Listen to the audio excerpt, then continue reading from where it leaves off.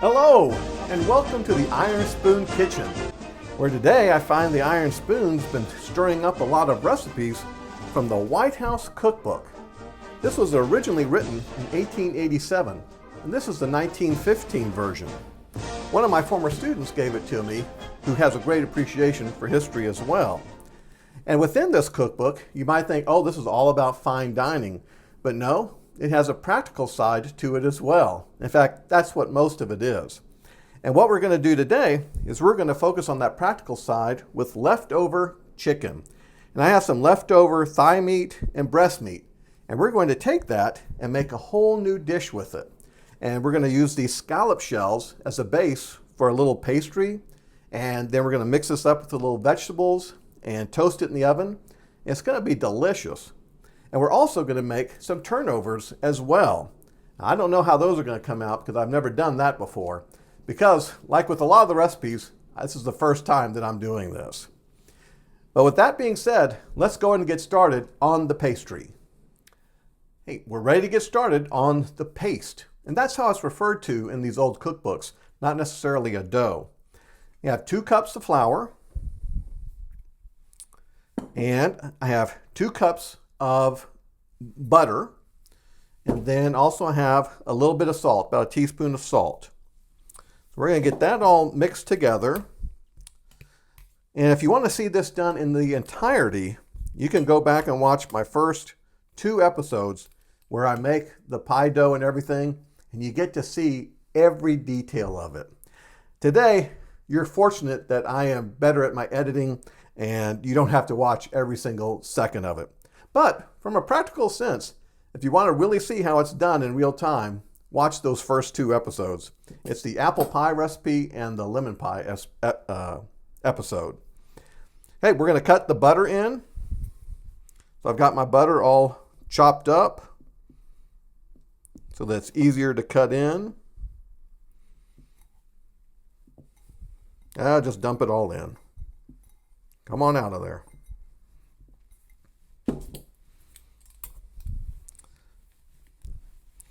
I think you get the idea, and I'm going to go ahead and get this all cut in and ready to roll out. I've got it all cut in. Come on over here a little bit closer so you can see exactly what it looks like. Hey, as you can see, it is cut in. Now I'm going to add about 7 tablespoons of cold water to help start to bind it.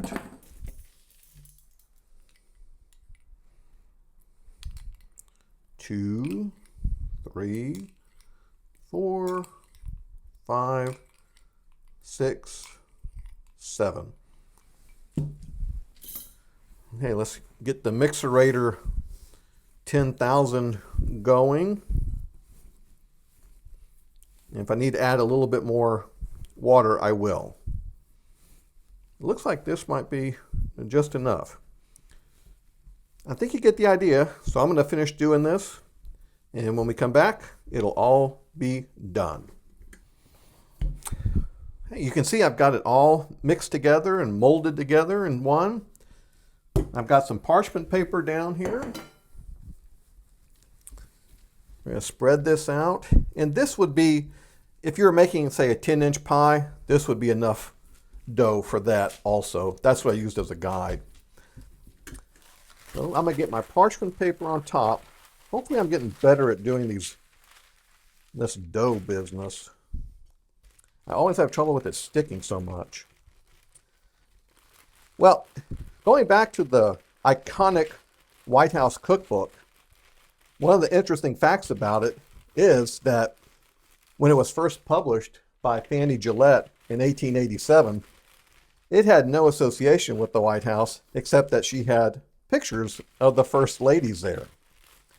Later on, though, it caught on, and she partnered with Hugo Zeeman, who was actually the head steward or chef at the White House for Benjamin Harrison. And so she took the practical ideas, and he took the fine dining. He was a trained chef in European cuisine. And so this is a way from the, as I said before, from the practical side, to reuse leftover chicken. It doesn't just have to be cold. Let's see what it looks like. Oh yeah, it needs to be a lot thinner. Hey, I'm gonna get this pressed out. Oh, one other thing I might say is that this is one of the times when, at the late 1800s, this is when fine dining started to show up at the White House. For example, when Ulysses S. Grant was president, he just had his cook from the army to serve everything. Needless to say, that was some pretty rough cooking. But by the early 1900s and late 1800s, fine dining was to be expected at the White House. American fine dining with a French influence. Okay, this is going to need more time. I'll be back in a little bit. Okay, let's see how this looks. Yeah, I think I've got it thin enough.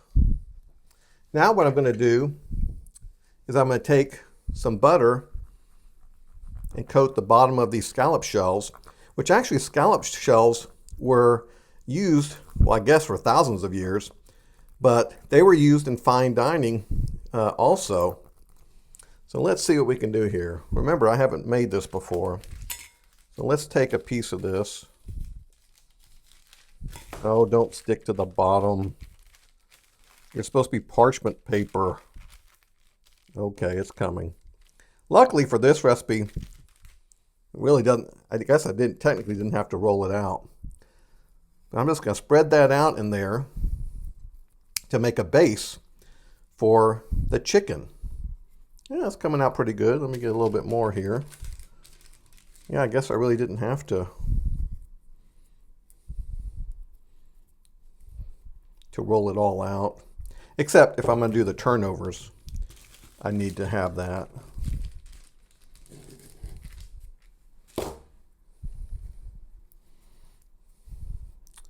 All right. Well, I think we've got it here. And you get the general idea. So I'm going to set this to the side, get this done. And now it's going to be on to the chicken. Hey, here we have our 1 pound of chicken. As I said before, I have some leftover chicken breast and some leftover chicken thighs. And the seasonings, this would all be seasoning that would be available back in 1915 and the late 1800s. And I've got 1 teaspoon of thyme, a half teaspoon of savory, and 1 tablespoon of parsley. And I'm also going to put a little bit of pepper in there and a little bit of lemon juice. And then I have 1/3 cup of bell pepper, celery, and onion to go into this. Now you may be thinking, oh, well, where's the garlic? Well, garlic wasn't really used much at that time period back in 1915. That didn't come around until a little bit later for it to become common. People used it all over the world. It just wasn't used in the United States that much at that time. So I'm going to get this all cut up, and then I'm going to put it into the frying pan and get things all melded together. Okay, I've got everything in here. I've got the onion, the bell pepper, and the celery. And it's about 1 stalk of celery and half of a bell pepper. And it's 1/3 of a cup for each one. And I'm going to give this just a little bit more time, and then I'll start adding the rest of the ingredients. I think that looks good enough. I'm going to add our seasoning blend.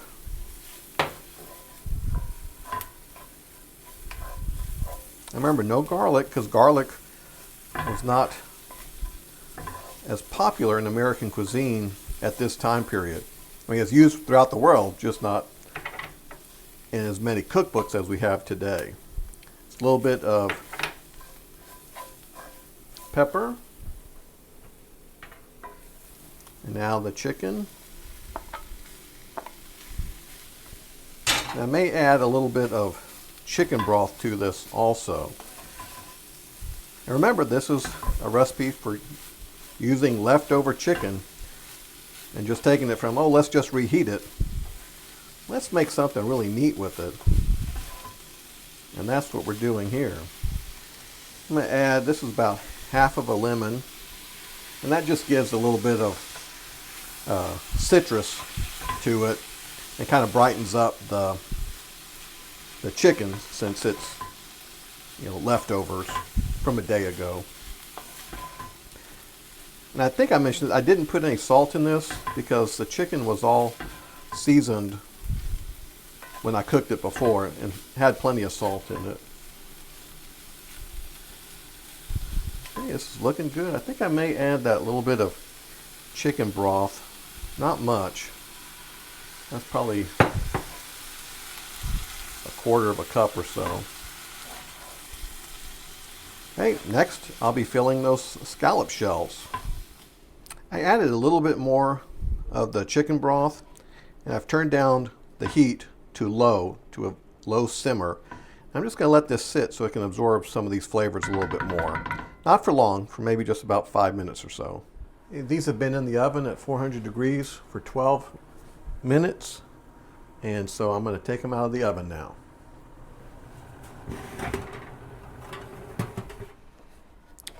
I'm going to fill the shell with the chicken.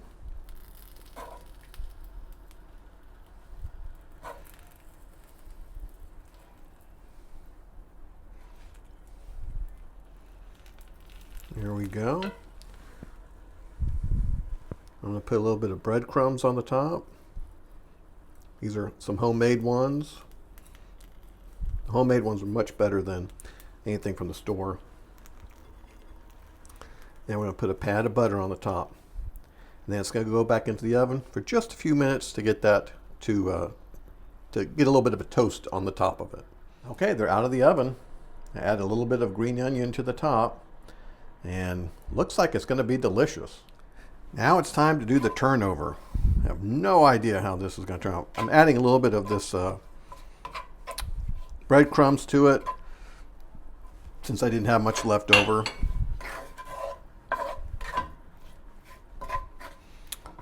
Okay, let's put that in the center. I'm just going to make it into like a triangle, like I've seen better cooks do. Well, let's see if we can get that to close on the edges. Okay. I think I'm going to, I'll put this in the oven and see what happens. Whew! I think we have success. But I want to try this popover here. See how that turned out. And nice and brown. Didn't burn. So let's see. Well, I'll just take a bite right here.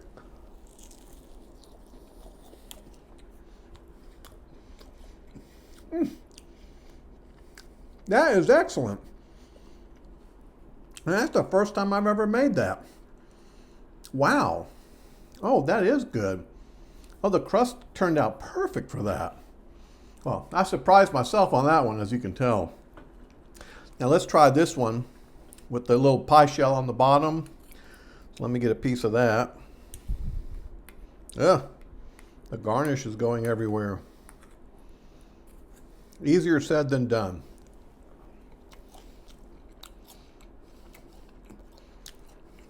Excellent. Now, if I was making it today, I'd definitely put some garlic in it, but the seasoning is perfect. Hey, 1915 or 1887, I don't know when it was first in that cookbook, but those were delicious. When I finish this, I'm finishing that. Well, this turned out to be an exciting book, a cookbook to use, the White House Cookbook. And you can look up more about it. There's a whole lot about it online and find out even more about it. But this is a way to take leftovers and make it into something really nice. And I had no idea I was going to be such a good pastry chef. That really turned out good. I will say, though, I'm kind of lucky, though, I think. So, well, I hope that you liked this. If you did, like it. That seems to make a big difference. And subscribe if you find that you want to see more of these. And I hope that you do. But this has been another great episode from the White House Cookbook. And this is a way to how to have leftover delights. So thank you for joining me again here in the Iron Spoon Kitchen.